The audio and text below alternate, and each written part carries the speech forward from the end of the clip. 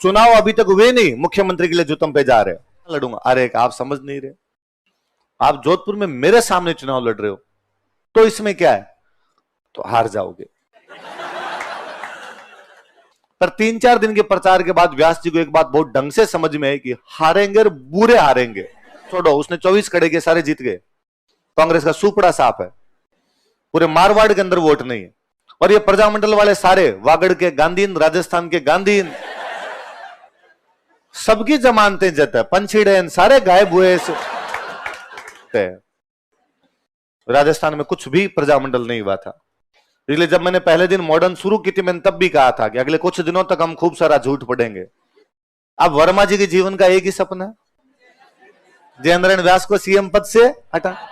वो एक आदमी इसने व्यास जी को वोट दिया, वो खुद टीकाराम पालीवाल है, हीरालाल शास्त्री। अच्छा, जयेंद्र व्यास और माणिकलाल वर्मा की जिंदगी का एक ही सपना है कि हीरालाल हटे। अब इन्होंने शिकायतें करनी शुरू की, हीरालाल भ्रष्ट है, हीरालाल की तो राजाओं के साथ ज्यादा बनती है, ये तो सवाई मान सिंह ही मुख्यमंत्री बने हुए, ये तो मुख्यमंत्री है ही नहीं, जनता की तो चलती नहीं, राजाओं की चलती है। फिर डेमोक्रेसी का मतलब ही क्या हुआ जब राजाओं की चलेगी। फाइनली इतनी शिकायतें की कि नेहरू जी ने हीरालाल शास्त्री को हटा दिया। वैसे भी हीरालाल शास्त्री को बनाने वाले थे वल्लभ भाई पटेल। कौन थे? वल्लभ भाई पटेल मर गए 1950 के एंड में, वल्लभ भाई पटेल की डेथ हो जाती है। वल्लभ भाई पटेल की डेथ हुई तो अब हीरालाल जी की सुनने वाला ऊपर कोई नहीं था, हीरालाल जी को हटा दिया गया। और हटा के नेहरू जी वो भी एक दांव खेल गए, एक आईएएस को अपने राजस्थान का मुख्यमंत्री बना दिया। एक साउथ इंडियन आईएएस था अपने, सीएस वेंकटाचारी, क्या नाम था, और सीएस वेंकटाचारी को कहा कि तुम यहाँ के अब सीएम बन जाओ, हमारे राजस्थान के सीएम बन जाओ। कोई आपसे पूछेगा कि कौन से आईएएस को यहां पर मुख्यमंत्री बनाया गया था, क्या नाम था उनका? तब आईएएस को बोला करते थे आईसीएस। क्या बोला करते थे?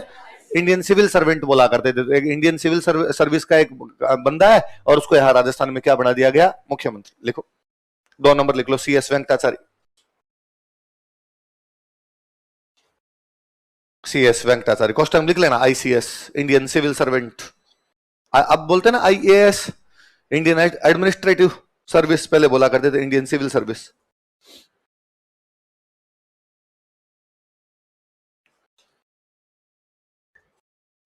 अब जयेंद्र व्यास के माणिकलाल वर्मा के सपनों में पानी, तो उन्होंने नेहरू जी को वापस जाकर कहा कि अरे आप समझे नहीं बात पूरी।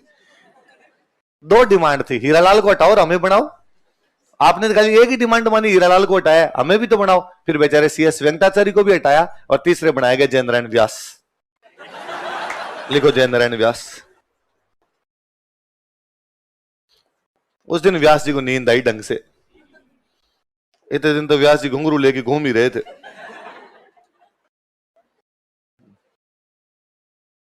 आई बात समझ? ये 2 साल की प्रक्रिया में 3 सीएम आ गए।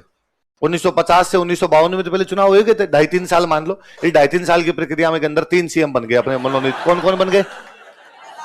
सीएस वेंकटाचार्य। चुनाव अभी तक हुए नहीं, मुख्यमंत्री के लिए जो तुम पे जा रहे हो बिना चुनाव के। अब आ गए 52 में का साहब चुनाव है। 52 में क्या है? चुनाव। कौन लड़ेगा भाई? कौन कौन सी पार्टियां चुनाव लड़ेगी? देश की एक ही पार्टी, कांग्रेस। आजादी से पहले से कांग्रेस चली आ रही थी। हम कह सकते हैं राजस्थान में तो कांग्रेस थी नहीं, पर प्रजामंडल वालों को कांग्रेस का समर्थन था, तो ये प्रजामंडल वाले सारे के सारे क्या ज्वाइन कर गए? कांग्रेस। तो प्रजामंडल वाले सारे तो कहां से खड़े हो गए? कांग्रेस। सामने को दूसरी पार्टियां थी नहीं, तो पूरे भारत में नहीं थी। ले देखिए, एक थोड़ी पार्टी हुआ करती थी, कम्युनिस्ट पार्टी। कौन सी पार्टी हुआ करती? Communist party. तो उनका अपने राजस्थान में ज्यादा कोई लेना देना नहीं था। एक पार्टी हुआ करती बीजेपी की मम्मी, भारतीय जनसंघ। क्या हुआ करती? भारतीय जनसंघ। तो वो भी बाद में बनी थी, उसका भी बाद में कोई लेना देना हुआ था। पहले चुनाव तक अपने राजस्थान में जनसंघ का भी इतना कोई लेना देना नहीं था। पर यहां पर अपने एक नई पार्टी बनी, राम राज्य परिषद। क्या पार्टी बनी? पार्टी तो पुरानी थी, भारत की पार्टी थी। करपात्री जी महाराज एक हुआ करते थे, करपात्री जी महाराज की पार्टी थी। पर राजस्थान में उसको हैंडल यदि कोई बंदा कर रहा था तो वो थे जोधपुर महाराजा हनुमंत सिंह। तो कौन थे? कि भाई जोधपुर महाराजा हनुमंत सिंह ने कहा भाई मैं ये पार्टी संभालूंगा, राम राज्य परिषद की जितनी भी टिकट बंटेगी मैं बांटूंगा। ठीक है।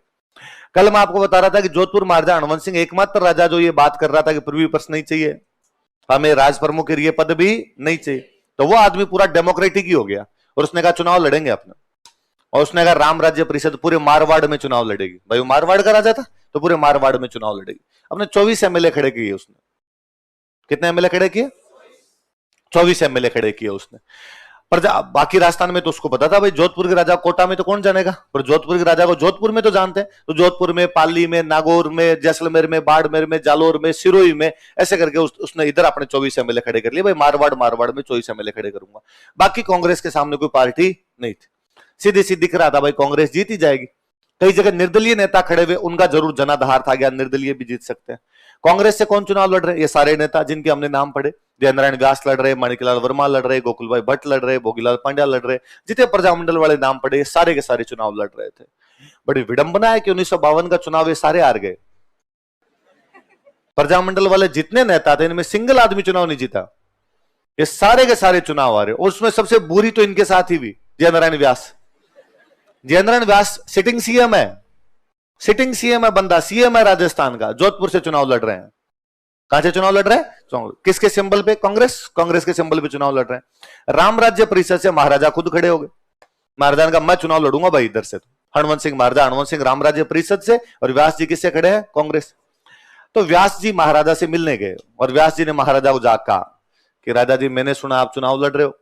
राजा जी ने कहा हाँ व्यास जी, अब तो डेमोक्रेसी आ गई, 5 साल हो गए, राजे रजवाड़े तो लद गए कब के, अब सारे लोग बराबर है, सारे लोग बराबर है। अब तो राज वो करेगा जो चुनाव में जीत के आएगा। तो यार क्यों ना हम भी अपनी किस्मत आजमाए, क्या पता हम भी जीत जाए। व्यास जी ने कहा नहीं, बहुत अच्छा निर्णय आपका, लड़ना ही चाहिए चुनाव, उसमें क्या संविधान अधिकार देता है कि कोई भी आदमी भारत में चुनाव लड़ सकता है। पर आप प्लीज राजा जी जोधपुर से चुनाव मत लड़ो, और कहीं से चुनाव लड़ लो। क्यों?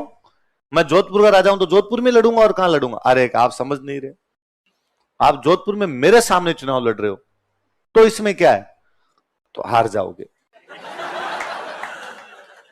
और बेइज्जती होगी आपकी कि साहब जोधपुर का राजा जोधपुर में चुनाव हार गया।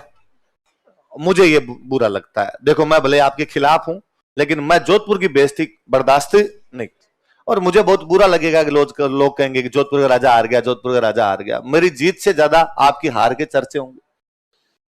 और प्लीज आप ऐसा महाराजा साहब मत कीजिए। महाराजा साहब ने कहा व्यास जी चाय कंप्लीट करो, एक बार चाय पी लो पूरी, फिर बात बताता हूं मैं। व्यास जी चाय कंप्लीट की तो उनका व्यास जी सुनो, मैं खुद चुनाव लड़ रहा हूं। महाराजा हनुमंत सिंह जोधपुर से राम राज्य परिषद का चुनाव लड़ रहा है। यदि मैं चुनाव ना लड़ूं और बाटा खड़ा कर दूं, बाटा पत्थर, मैं यदि जनता कहूं कि व्यास जी के सामने, व्यास जी कांग्रेस से लड़ रहे हैं, व्यास जी के सामने मेरी तरफ से पत्थर लड़ रहा है, पत्थर जीतेगा, आप चुनाव नहीं जीत पाओगे। व्यास जी दिमाग से निकाल देना कि जोधपुर से आप मेरे सामने चुनाव जीत सकते हो। मेरे छोड़ो, किसी को खड़ा कर दिया जोधपुर में, पत्ता नहीं लेगा मेरे बिना। व्यास जी ने कहा 5 साल हो गए आपका राज गए, तो वह देख लेंगे, सरफरोशी की तमन्ना, पता चल जाएगा क्या होना है क्या नहीं होना है। व्यास जी ने कहा ठीक है। पर 3-4 दिन के प्रचार के बाद व्यास जी को एक बात बहुत ढंग से समझ में आई कि हारेंगे और बुरे हारेंगे, गली वाले वोट नहीं देंगे अपने को। तो व्यास जी ने एक जगह से और पर्चा भर दिया अपना, जालोर। कहां से भर दिया? एक आदमी 2 जगह से लड़ सकता है, 2 क्यों 3-3 से लड़ लिया करते पहले तो। मोदी जी लड़े थे, पहली बार लड़े, बनारस से भी लड़े थे, इधर अहमदाबाद से लड़ लिया करते हैं। तो 2 जगह से पर्चा भर दिया, जोधपुर से भी चुनाव लड़ रहे हैं और जालोर से भी चुनाव लड़ रहे हैं। दोनों जगह से व्यास जी की जमानत जब्त है, जमानत जब्त है, 10% वोट नहीं है। और दोनों जगह से महाराजा के आदमी जीते हुए हैं। एक जगह तो महाराजा खुद जीता हुआ है, दूसरी जगह महाराजा ने अपना जो भी बंदा खड़ा किया था वो जीता है। और छोड़ो, उसने 24 खड़े किए, सारे जीत गए। कांग्रेस का सुपड़ा साफ है, पूरे मारवाड़ के अंदर वोट नहीं है। और ये प्रजामंडल वाले सारे, वागड़ के गांधीन, राजस्थान के गांधीन, सबकी जमानतें जत है, पंछीड़ेन सारे गायब हुए। सिंगल चुनाव नहीं जीता 52 वाला। तब बड़ी हैरानी होती है इस बात पे कि जो प्रजामंडल में अपने 5 दिन लगाते हैं कि प्रजामंडल वालों ने ये किया, प्रजामंडल वालों ने वो किया, ये डंका झूठ है। राजस्थान में कुछ भी प्रजामंडल नहीं हुआ था। इसलिए जब मैंने पहले दिन मॉडर्न शुरू की थी, मैंने तब भी कहा था कि अगले कुछ दिनों तक हम खूब सारा झूठ पढ़ेंगे। ये पूरा झूठ है। History is written by victors, इतिहास विजेताओं का होता है। जो जीतता है वो इतिहास को अपने तरीके से लिखवाता है। कांग्रेस जीती थी, कांग्रेस का राज था, इसलिए उस टाइम यदि किसी आदमी ने कांग्रेस में रह के किसी पे कांकरा भी फेंक दिया, कांकरा समझते हो, छोटा भाटा भी फेंका, तो भी लिखा गया महान देशभक्त स्वतंत्रता सेनानी जिन्होंने अपने बम मार मार के अंग्रेजी साम्राज्य की चूल्हे हिलाने का जो कार्य किया था, कुछ भी नहीं किया भाई साहब। अच्छा, फिर कोई कहता है कि क्यों हार गए, तो रीजन दिया जाता है साहब राजाओं का राज था, तो राजाओं की चल रही थी तब तक, और जनता बेचारी राजाओं से डरती थी, और राजाओं के डर के मारे और 52 में उन्होंने, जनता ने किसको वोट दे दिए? राजाओं। चलो, आजादी के 5 साल बाद जनता राजा से डर रही थी, और जनता ने डर के मारे वोट किसको दे दिया? राजस्थान। अब दूसरी बात करते हैं, फिर क्या 47 में राजाओं को राज क्यों छोड़ना पड़ा? 47 में राजाओं को अपना विलय क्यों करना पड़ गया भारत में? तब फिर वो सेम लोग लॉजिक देते हैं, राजा डर रहे थे जनता से, राजा को डर था कि जनता पकड़ के मार देगी कहीं पर, प्रजामंडल वाले नेता खतरनाक साबित हो रहे थे, इसलिए राजा को डर के मारे और राज छोड़ने पड़े। मतलब 5 साल पहले तो राजा डर रहा था कि राज ही छोड़ना पड़ गया, और राज छूटने के बाद जब उसके पास कुछ नहीं बता, तब वो जनता को डरा रहा था। कितने कॉन्ट्राडिक्शन है तुम्हारी बातों में, कितने विरोधाभास भरे पड़े हैं। पर अब लफड़ा दूसरा हुआ अपने, कि जब सारे चुनाव हार गए तो सीएम किसको बनाए? अच्छा, उधर एक और हुआ, राम राज्य परिषद से हरवंश सिंह चुनाव जीते, जोधपुर का रिजल्ट आया, जोधपुर वाला चुनाव जीता, जालौर का रिजल्ट तब तक आया नहीं था। अब तो फोन वोन हो गए तो पता चलता है भाई रिजल्ट किसका क्या है। पहले तो क्या करते, जो जीतता है तो कमरे के बाहर पर्चा चिपकाते, फलाना जीत गया। अब आप जाके पता लगाओ कौन जीता है कौन नहीं जीता है। मैं कल परसों आपको बता रहा था कि जोधपुर वालों के पास एयरफोर्स थी, जोधपुर महाराजा खुद बहुत अच्छे पायलट थे, तो जोधपुर महाराजा अपना प्लेन लेके, अपना चार्टर प्लेन था वो लेके, और जोधपुर से जा रहे हैं जालोर, कि जोधपुर तो जीत गए, जालोर वाला रिजल्ट देख के आते हैं क्या है। खुद प्लेन चला रहे थे, साथ में खुद की गर्लफ्रेंड थी जुबेदा, क्या नाम था? जुबेदा मूवी है, कभी जुबेदा मूवी देखिए तो वो महाराजा हरवंश सिंह प्रिय जुबेदा मूवी, प्लेन क्रैश हो जाता, दोनों ही मर जाते हैं। जालोर पहुंचे नहीं थे, उससे पहले प्लेन क्रैश हो गया था। मतलब महाराजा अंतिम रिजल्ट देख ही नहीं पाए थे कि उनके सारे कैंडिडेट जीते हैं, वो अपने वाला एक रिजल्ट ही देख पाए थे। तो राम राज्य परिषद तो वैसे बिखर गई थी। 160 सीटों के लिए चुनाव हुए। कितनी सीटों के लिए? कांग्रेस 82 जीत के आई थी, 82। कितनी जीत गई? 81 पे गवर्नमेंट बन जाती है, तो गवर्नमेंट तो कांग्रेस की बननी थी, 82 तो वो जीत ही गए थे, मरते पड़ते बहुमत तक तो पहुंच ही गए थे। पर अब सीएम बनाए किसको? आपके सारे हार गए डंके डंके। अच्छा, हीरालाल शास्त्री इंटेलिजेंट पड़े, हीरालाल शास्त्री ने एमएलए का चुनाव नहीं लड़ा, वो एमपी का लड़ गए। उनको पता था कि एमएलए का चुनाव लड़ भी लिया तो व्यास जी मुख्यमंत्री तो बनने नहीं देंगे अपने को, तो लेना देना ही क्या है। तो उनका मरने दौर अपने तो एमपी का ही लड़ते हैं, तो वो यहां से चुनाव ही नहीं लड़ते हैं, अपने उधर लोकसभा की तरफ चले गए। अब राजस्थान का सीएम किसको बनाया जाए? 2 दावेदार थे, जय नारायण व्यास और मणिकलाल वर्मा, दोनों हारे, बहुत ढंग से हारे। बाकी ये जो चतुर्वेदी, कोई पांड्या जी, गोकुलभाई भट्टन, ये भी सारे हार गए। अब किसको बनाया जाए? तो फिर जय नारायण व्यास के एक थैली पकड़ थे, टीकाराम पालीवाल, क्या नाम था? और जय नारायण व्यास ने कहा कि मेरी जगह किसको बना दो? टीकाराम पालीवाल। तो राजस्थान के पहले निर्वाचित मुख्यमंत्री जो बने वो कौन बने थे? कोई जनाधार नहीं, कोई जाने नहीं, लेकिन उसके बावजूद सीएम कौन बन गए पहले? टीकाराम पालीवाल। व्यास जी बना रहे थे तो व्यास जी ने उनको बनवा दिया। तो लिखो निर्वाचित मुख्यमंत्री, एक हेडिंग और डालो, टीकाराम पालीवाल। अब देखो आप, टीकाराम जी 6 महीने सीएम रहे ले दे के। जय नारायण व्यास की जिंदगी का एक ही सपना है कि अपने को तो क्या बनना है? सीएम। किशनगढ़ से एक सीट खाली होती है, किशनगढ़ के एमएलए थे चांदमल मेहता। कौन थे एमएलए वहां के? वो अपने विधायक सीट से इस्तीफा दे देते हैं, रिजाइन कर देते हैं। अच्छा, कोई विधायक की सीट किसी भी कारण से खाली हो गई हो, भले इस्तीफा दिया हो, भले उसकी मृत्यु हो गई हो, हम कहते हैं भाई हाथों हाथ उसका क्या करवा लिया जाए? चुनाव। और जो अंतिम बचा हुआ कार्यकाल उसके लिए नया विधायक चुन लिया जाए, बाई इलेक्शन, उपचुनाव। क्या करवाते हैं? उपचुनाव, बाई इलेक्शन। तो किशनगढ़ में बाई इलेक्शन हुए, किशनगढ़ में उपचुनाव हुए, और जय नारायण व्यास ने किशनगढ़ से चुनाव लड़ा, क्योंकि जय नारायण व्यास जानते थे कि मारवाड़ में तो कहीं से भी खड़े हो गए जनता वोट नहीं देगी, इसलिए अजमेर से खड़ा हुआ जाए। फिर अब सब लोगों को पता ही था कि कांग्रेस की गवर्नमेंट आ गई, और कांग्रेस की गवर्नमेंट और सीएम के दावेदार कौन है? व्यास जी। इसलिए किशनगढ़ से व्यास जी जीत के आए, बेचारे टीकाराम पालीवाल को हटाया, व्यास जी क्या बने? सीएम। 2 नंबर लिखो, जय नारायण व्यास।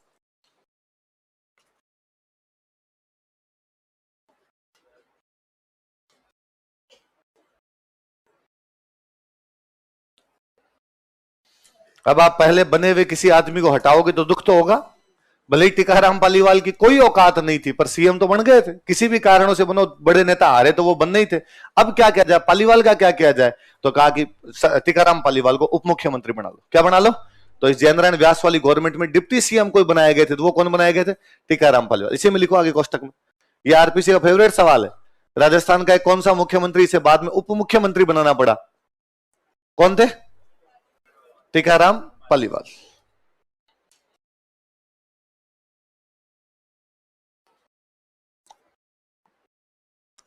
तो एक कौन से मुख्यमंत्री को राज्यपाल बना दिया अगर वापस मुख्यमंत्री बनाना पड़ा? हरदेव जोशी। एक कौन से मुख्यमंत्री को मुख्यमंत्री के बाद उप मुख्यमंत्री बना दिया गया? टीकाराम पालीवाल। अच्छा, 3 इडियट मूवी देखिए, देखिए 3 इडियट। उसका बहुत कॉमन सा एक डायलॉग है कि जब आप फेल होते हो तब आपको उतना दुख नहीं होता, जब दुख तब होता जब आपका दोस्त। अब जैसे इधर जयेंद्र नारायण व्यास, पहले जयेंद्र नारायण व्यास भी चुनाव हारे, माणिकलाल वर्मा भी चुनाव हारे, तो दोनों दोस्त फेल फेल। और जिन लोगों के दुख एक जैसे होते हैं वो अच्छे दोस्त होते हैं। व्यास जी वर्मा जी पहले ही दोस्त थे, दोनों वो उसके अंदर हारे चुनाव, दोनों हारे चुनाव, दोनों और अच्छे दोस्त बन गए। पर अब किस्मत तो पलट गई। अब व्यास जी तो चुनाव जीत के क्या बन गए? सीएम। वर्मा जी अभी पंछीड़ा गा रहे हैं। अब वर्मा जी के जीवन का एक ही सपना है, जयेंद्र नारायण व्यास को सीएम पद से हटा। अब वर्मा जी, तब मैं कहता हूं अब वाले नेता गऊ है, भले हैं बेचारे, इनसे अच्छा तो कोई नेता ही नहीं है। अब की पीढ़ी के जो अपने नेता है, ये पुराने वाले इतने घाघ थे जिसकी हद नहीं है। इनके तो सीडी नहीं है, बहस वीडियो आउट होने बाकी है। इनकी वीडियो आउट हो जाए तो इनके कांड पता चले क्या क्या कर गए सारे। अब वर्मा जी ने जाके नेहरू जी को शिकायत करनी शुरू की, व्यास को हटाओ, भ्रष्ट आदमी है ना। और राजा महाराजा की, अब राम राज्य परिषद, हनुवंत सिंह जी मरे तो टूट गई भाई, आपका नेता ही था, नेता मर गया, नेता मर गया तो एमएलए अलग अलग हो गए। तो व्यास जी क्या किए, उन एमएलए को कांग्रेस में लिया है कि कांग्रेस ज्वाइन करवा ली। देखो साहब, राजाओं के आदमियों को कांग्रेस में लेके आ गया, ये तो राजाओं को सपोर्ट करने वाला आदमी है। जो चार्ज, जो एलिगेशन कभी व्यास जी शास्त्री पे लगा रहे थे, अब वो एलिगेशन वर्मा जी किस पर लगा रहे हैं? व्यास जी। और ज्यादा ही शिकायतें गई तो नेहरू जी को लगा मामला गड़बड़ है थोड़ा। तो नेहरू जी ने सेंटर से 2 बंदे भेजे राजस्थान की, जाओ व्यास जी से बात करो यार, राजस्थान में बगावत है, राजस्थान में कांग्रेस टूटेगी अपने। और ये कांग्रेस वाले आपस में लड़ रहे हैं। आए भाई, उधर से 2 पर्यवेक्षक आए, 2 सुपरवाइजर आए, आगे व्यास जी का, व्यास जी आपके खिलाफ डिस्कंटेंट है भयंकर वाला, असंतोष है, आपके एमएलए आपकी बात नहीं मान रहे हैं, एमएलए जाके दिल्ली शिकायत करते हैं, इसको हटाओ। और व्यास जी का एमएलए वेमएलए कोई नहीं है, वर्मा घूमता होगा, खुद तो चुनाव जीत नहीं पाया, हार गया और मुझे हटाने में लगा रहा था, मैं जानता हूं। सुपरवाइजर ने कहा बात तो सर सही है, पर वर्मा जी के साथ एमएलए भी। अरे कोई एमएलए नहीं, आप तो वोटिंग करवा लो, एमएलए की क्या करवा लो? वोटिंग। यदि मेरे पक्ष में एमएलए ज्यादा हुए तो सीएम मैं, और मेरे यदि अपोजिशन में ज्यादा एमएलए हुए तो सीएम, जिसको चाहो उसको बना देना। क्या साहब ठीक है, अब का वोटिंग करवाएंगे। उधर से वर्मा जी अपने गुट को लेके, इधर व्यास जी अपने गुट को लेके गए। और व्यास जी ने वर्मा जी को हंस के कहा, वर्मा जी चुनाव तो करवा रहे हो लेकिन लड़ेगा कौन? आप तो खुद ही एमएलए नहीं हो, बिना एमएलए आप तो मेरे सामने चुनाव कैसे लड़ोगे भाई? एमएलए एमएलए के वोट होंगे। वर्मा जी ने कहा मैं तो नहीं लड़ूंगा, पर किसी को लड़वा देंगे हमारे गुट से। किसको लड़वाओगे मेरे सामने? कहा हम में सबसे जो छोटा लड़का, जो सबसे यंग एज का लड़का, उसको लड़वाएंगे। और वर्मा जी के साथ में सबसे यंग एज के थे मोहनलाल सुखाड़िया। क्या नाम था? व्यास जी का ये कल का छोरा, मेरे बाल धोले आ गए पॉलिटिक्स करते करते, ये कल के छोरे सिखाएंगे क्या पॉलिटिक्स होती है। साहब करवाओ वोटिंग। 110 वोट थे यहाँ पर। कितने वोट थे? कांग्रेस के थोड़े निर्दलीय आ गए थे, वो राम राज्य परिषद वाले टूट टाट के कांग्रेस के पास 110 वोट थे। 110 वोटों में वोटिंग करवाई गई। व्यास जी को कितने मिलते हैं, सुखाड़िया को कितने मिलते हैं? सुखाड़िया को वोट मिले 59। कितने मिले? व्यास जी को मिले 51। व्यास जी वोटिंग में चुनाव हार जाते हैं। वहां पर नए सीएम कौन बन रहे थे? मोहनलाल, लिखो मोहनलाल सुखाड़िया।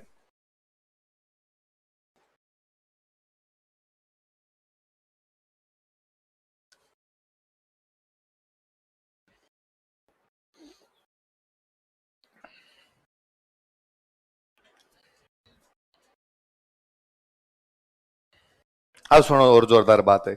जब ये वोटिंग होने वाली थी कि भाई सुखाड़िया और व्यास जी के बीच में क्या होगी वोटिंग, तो सारे एमएलए को कांटेक्ट किया गया। व्यास जी सारे एमएलए कह रहे हमें वोट दो, सुखाड़िया जी कह रहे हमें वोट दो। तो 9 एमएलए ने मिलकर अपना एक अलग गुट बनाया। कितने एमएलए ने मिलकर? 9 एमएलए ने मिलकर अपना एक अलग गुट बनाया। और उन 9 एमएलए ने कहा कि अपने वर्मा जी को, सुखाड़िया को वोट देंगे। किसको वोट देंगे? मतलब अपने व्यास जी को नहीं देंगे, अपने देंगे किसको वोट देंगे? सुखाड़िया। उन 9 एमएलए का नेता है टीकाराम पालीवाल। 9 एमएलए का नेता कौन है? टीकाराम। वो टीकाराम पालीवाल जिसको कभी व्यास जी ने सीएम बनाया था, जिसको कभी व्यास जी ने सीएम हटा दिया। अब वो नाराज था और वो कह रहा था व्यास जी को वोट नहीं देंगे, वोट किसको देंगे? किसको देंगे? मोहनलाल सुखाड़ी। तो 9 आदमियों का एक गुट है, 9 आदमियों गुट किसको वोट देने जा रहा है? मोहनलाल सुखाड़ी। व्यास जी आ रहे 8 वोटों से, व्यास जी कितने वोटों से हारे? हारने चाहिए 9 से, क्योंकि 9 लोगों का एक गुट बराबर, बाकी वोट बराबर हो रही है। 9 लोग किधर वोट देंगे उस पर डिपेंड कर रहा था। 9 यदि सुखाड़िया की तरफ जाते हैं सुखाड़िया जीतेगा, और 9 यदि इधर जाते हैं तो ये जीतेंगे। और ये 9 लोग इसी बात से नाराज थे, भाई टीकाराम पालीवाल को हटा दिया व्यास ने, इसलिए हम तो किसको वोट देंगे? सुखाड़िया। पर व्यास जी आ रहे 8 वोटों से, इसका मतलब 9 लोगों में से एक आदमी वोट नहीं दे के गया, और एक आदमी ने वोट किसको दे दिया? व्यास जी को। वो एक आदमी इसने व्यास जी को वोट दिया, वो खुद टीकाराम पालीवाल है।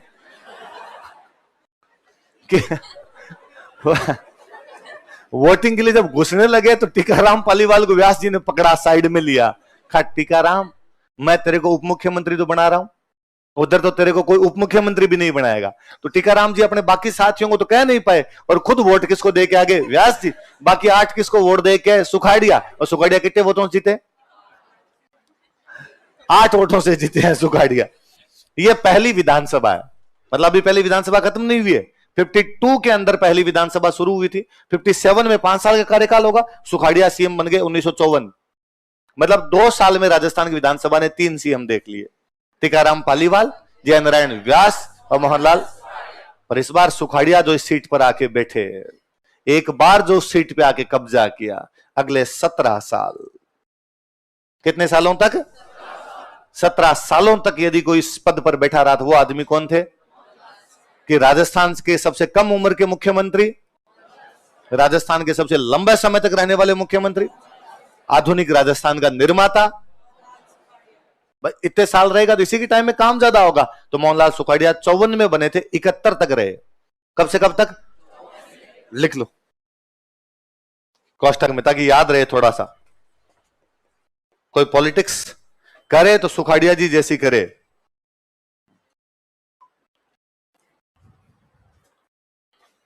और देखो आप, मुख्यमंत्री तो रह जाते हैं लोग, लंबे लंबे टाइम तक रह जाते हैं। अपने अशोक जी 15 साल रह जाएंगे, भले टुकड़ों में रहे हो, लेकिन अशोक जी तीसरी बार सीएम बन गए तो 15 साल अशोक जी अपने सीएम रह जाएंगे। पर सुखाड़िया जी जब सीएम बने तब उम्र थी 38 साल।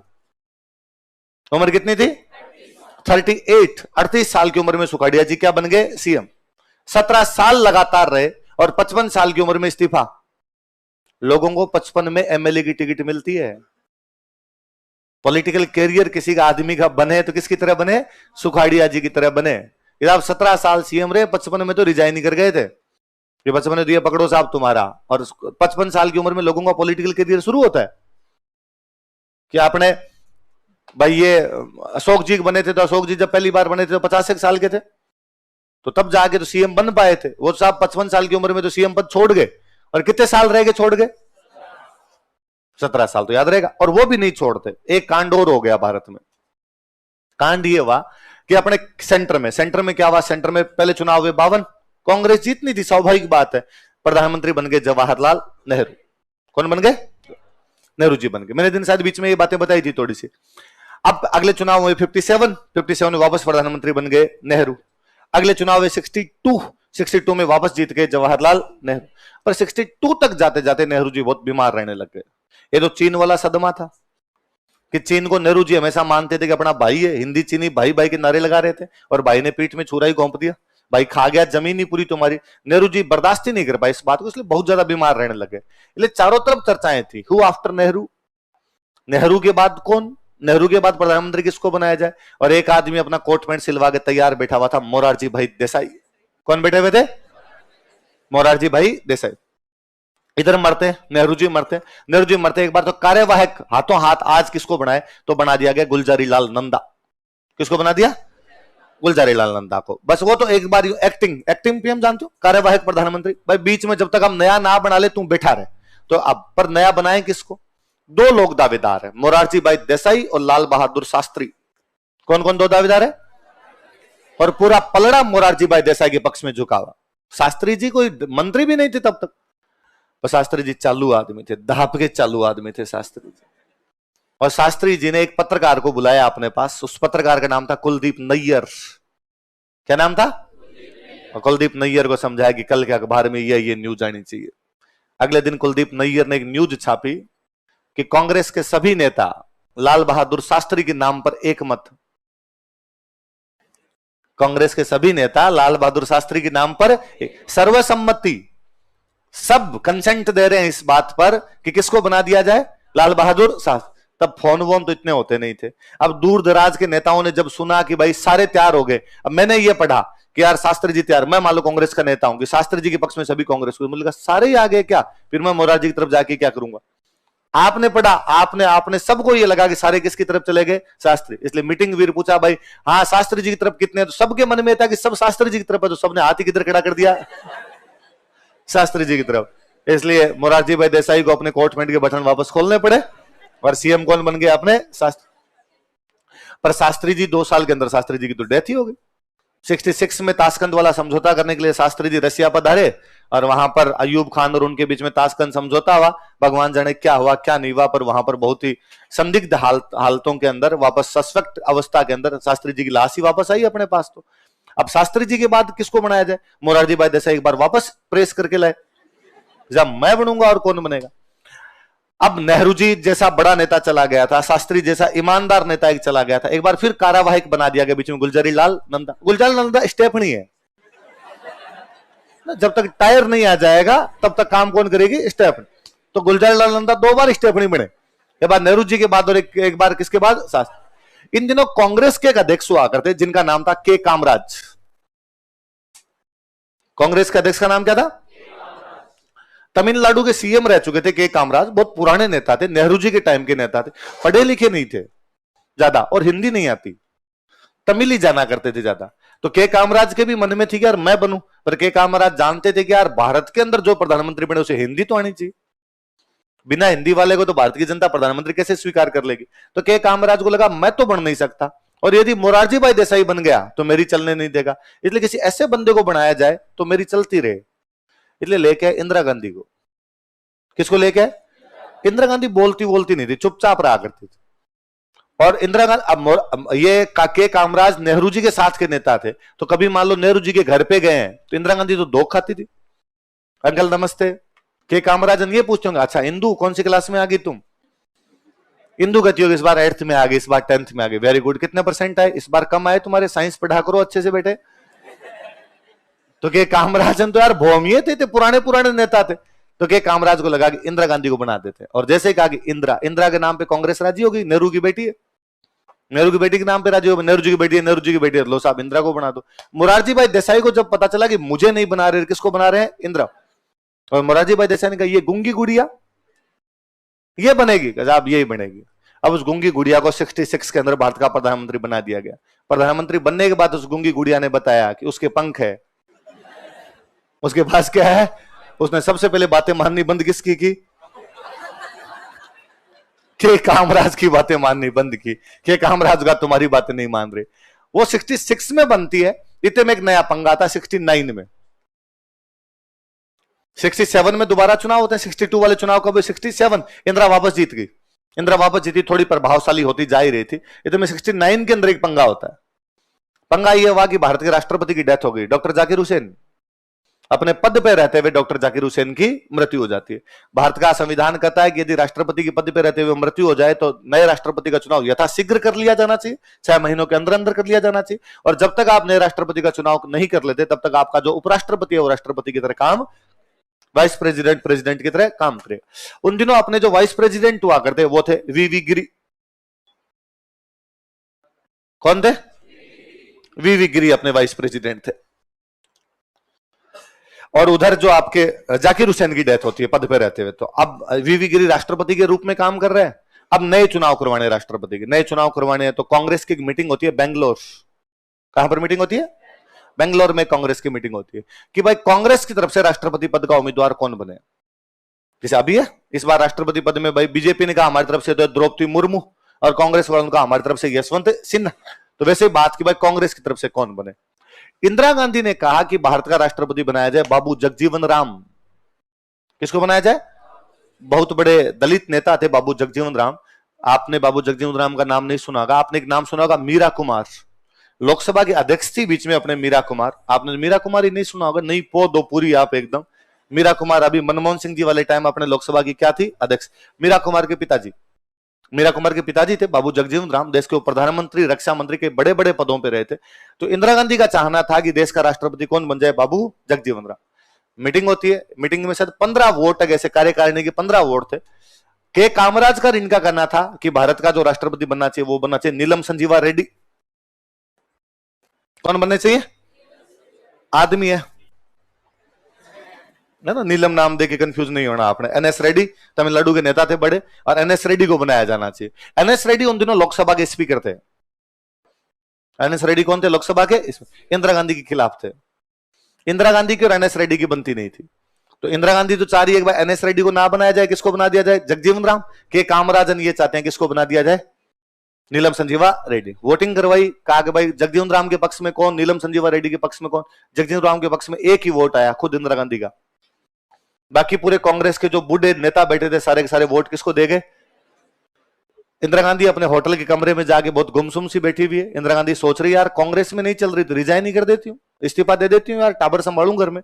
और फिर क्या मतलब है जब पार्टी के अंदर ही मेरी नहीं चल रही। और इंदिरा गांधी इस्तीफे के बारे में विचार कर ही रही है, तभी इंदिरा गांधी के पास में एक युवा नेता जाता है कांग्रेस का, बहुत यंग यंग लीडर जाता है, और वो जा कहता है कि मैडम आपको रिजाइन क्यों कर देना चाहिए, नहीं करना चाहिए आपको रिजाइन, और आपको उल्टा आपका जो भी कैंडिडेट खड़ा हो उसके पक्ष में प्रचार करना चाहिए।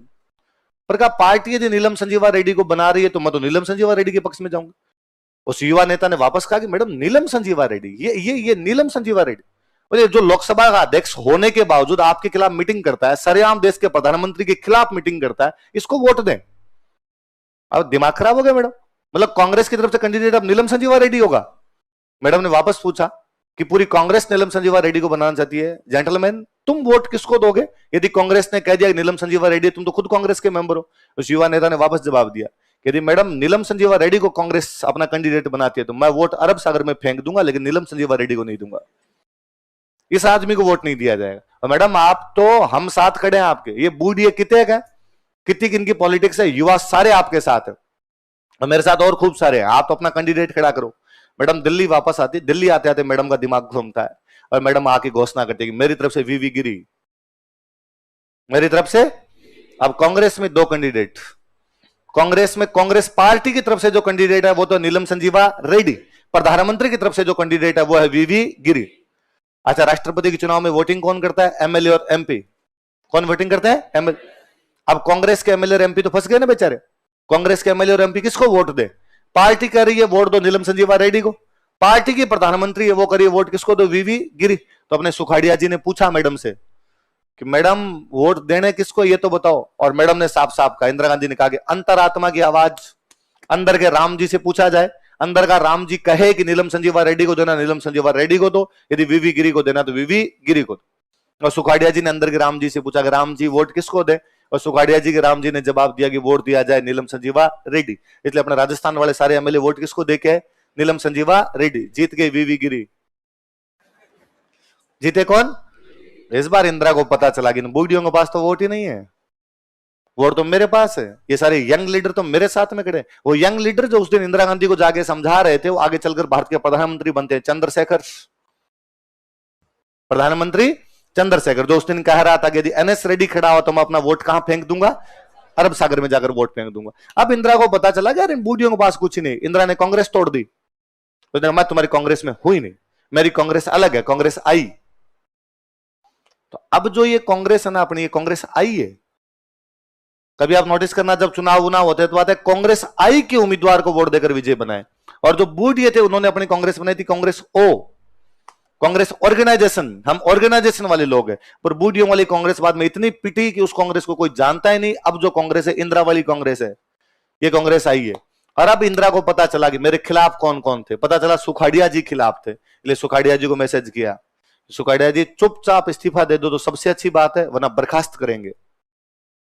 सुखाड़िया जी को लगा बर्खास्त करेंगे तो बेइज्जती होगी, चुपचाप दे देते हैं, इसलिए सुखाड़िया जी ने चुपचाप इस्तीफा दिया। तो इंदिरा गांधी ने भी लाज रखी और साउथ इंडिया में राज्यपाल बना दिया।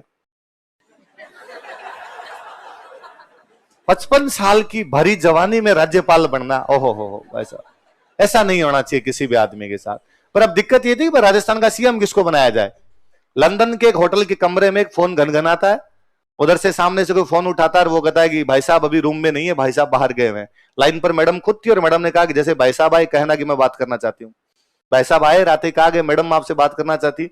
मैडम को वापस फोन मिलाया गया, लाइन पे लिया गया मैडम को। भाई साहब ने कहा कि हाँ क्या कह रहे थे, भाभी जी क्या कह रहे थे कि फटाफट जयपुर जाओ और मुख्यमंत्री पद की शपथ ले लो। वो जो भाई साहब उधर से बात कर रहे थे वो थे बरकतुल्ला खान। कौन थे? बरकतुल्ला खान। राजस्थान के चौथे सीएम कौन बना दिए गए थे? बरकतुल्ला खान। लिखो, बरकतुल्ला खान। इंदिरा गांधी के पति फिरोज गांधी के दोस्त थे बरकतुल्ला खान।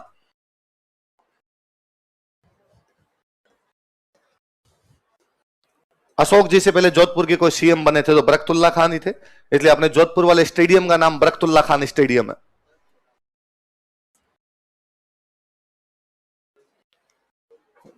बाद में बरकतुल्ला खान साहब लंबे टाइम तक जिंदा ही नहीं रह पाए थे। बरकतुल्ला खान साहब 71 में बनते हैं, 72 में वापस चुनाव, 71 में लास्ट में चुनाव करवा लिए थे, वापस से एक बार सीएम बने। पहले चुनाव से पहले बने, चुनाव के बाद बने, इतने में इनकी डेथ हो गई। डेथ हो गई तो बाद में बना दिया हरदेव जोशी। फिर हरदेव जोशी को हटा के बनाया शिवचरण माथुर, फिर शिवचरण माथुर को हटा के फिर बनाया आपके इनको हीरालाल देवपुरा, फिर बीच में बने हरदेव जोशी, वापस चुनाव हुए, वापस आए हरदेव जोशी, उसके बाद में वापस आए आपके भैरों सिंह शेखावत, उसके बाद में आ गया अशोक गहलोत, उसके बाद में आगे वसुंधरा राजे, फिर आ गया अशोक गहलोत, फिर आगे वसुंधरा राजे, फिर आ गया अशोक गहलोत। अल्लाह जाने कौन आए और कौन नहीं आए भाई साहब। लिखो 7वां चरण।